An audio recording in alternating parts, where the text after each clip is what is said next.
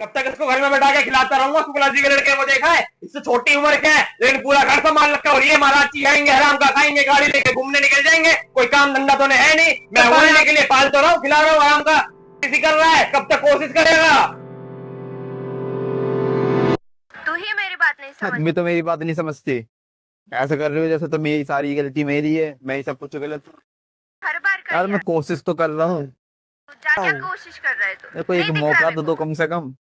छोड़ यार। हाँ ठीक है, नहीं करनी ठीक। हर बार का यार।